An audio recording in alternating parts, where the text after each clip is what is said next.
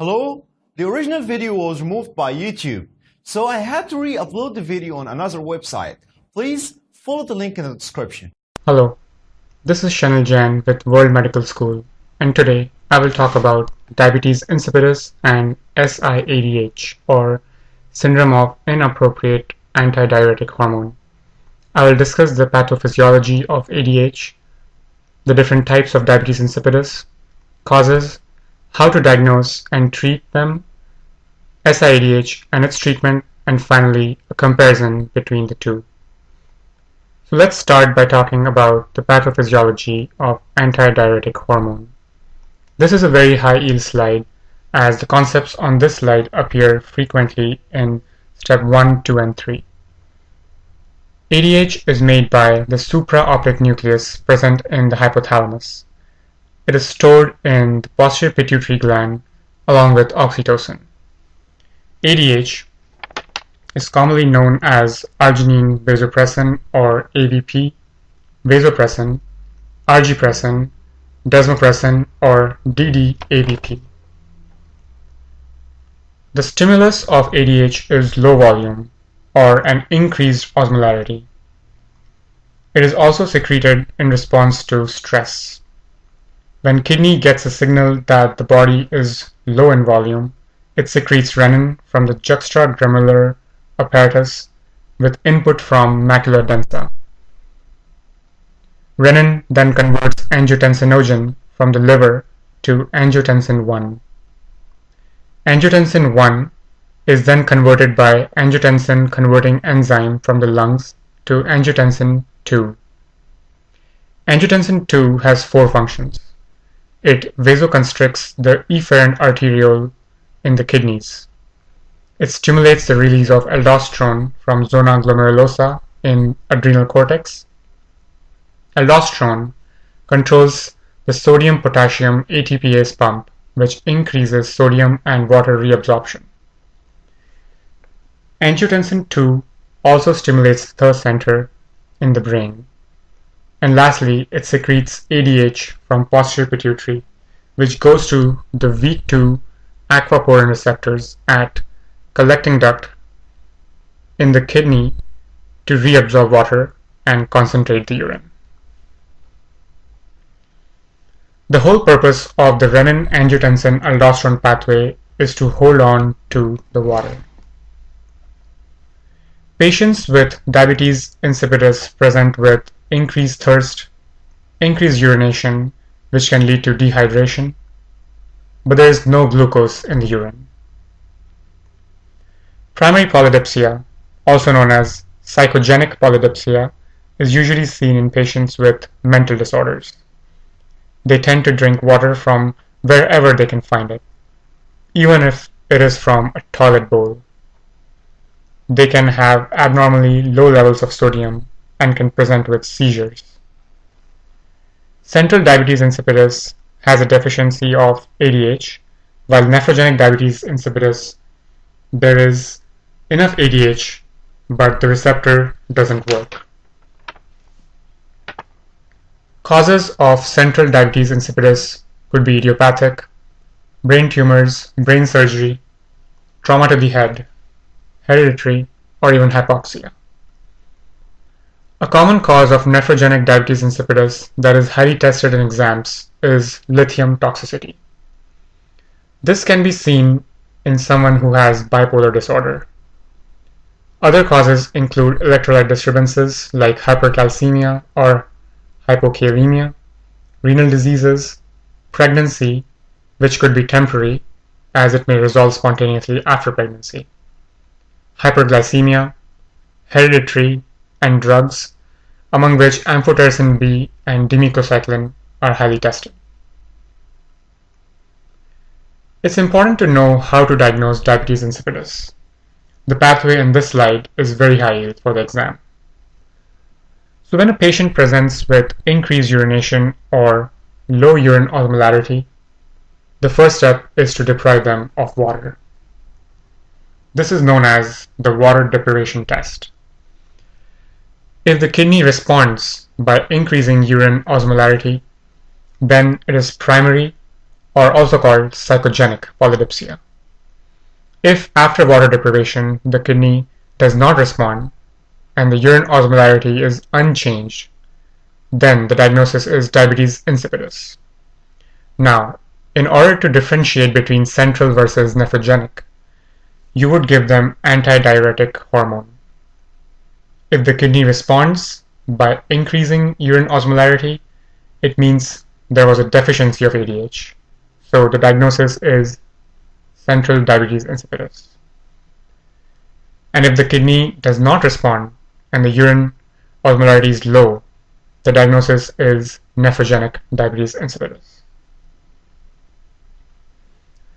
The treatment of primary or psychogenic polydipsia involves institutionalizing the patient with close monitoring. Low levels of sodium need to be corrected as well. In central diabetes insipidus, since the problem is a deficiency in ADH, you treat them by giving ADH. Desmopressin is a modified form of the normal hormone arginine vasopressin.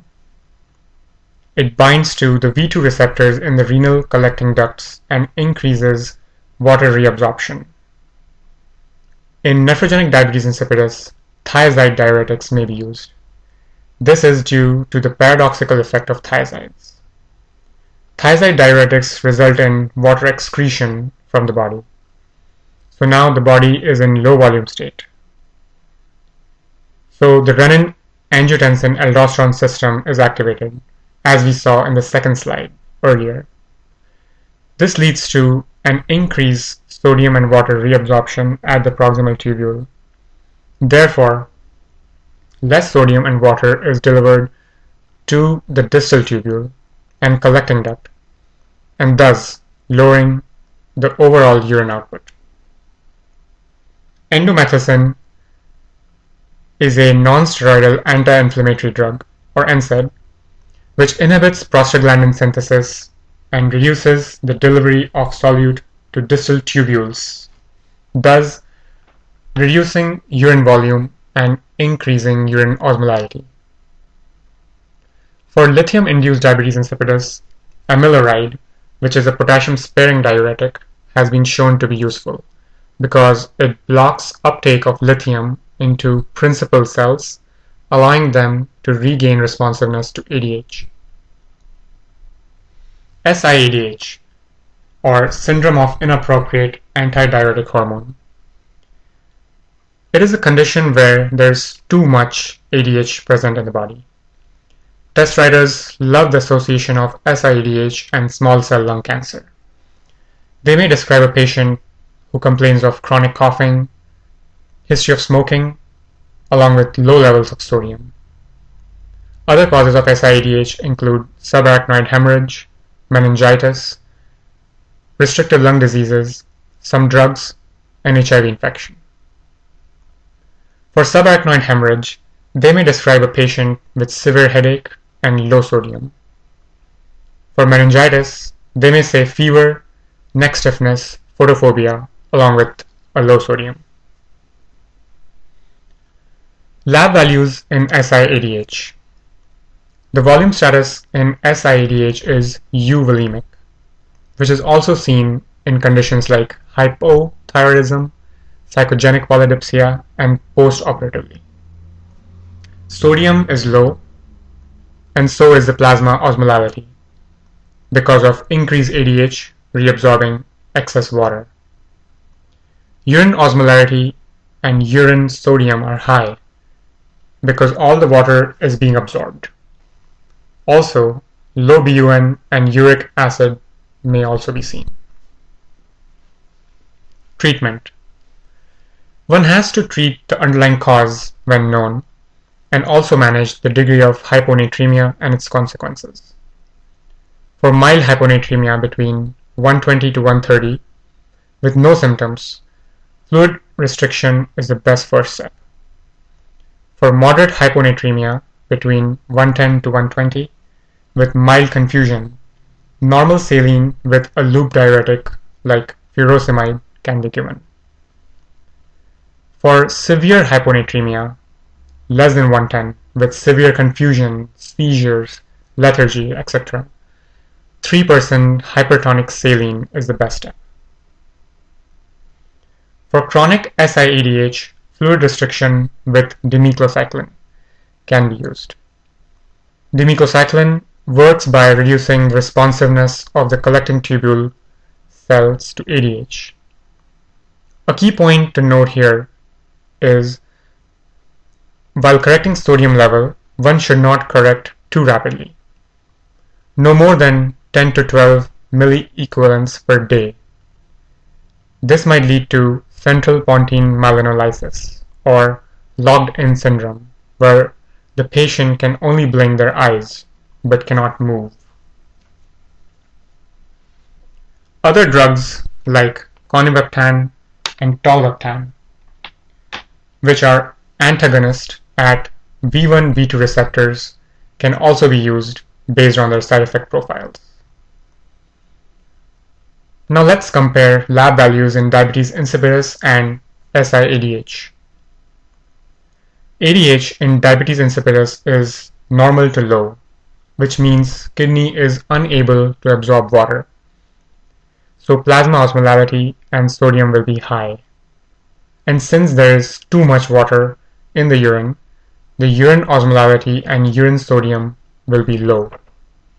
And finally, in SIADH, the lab values will be exactly opposite than that of diabetes insipidus.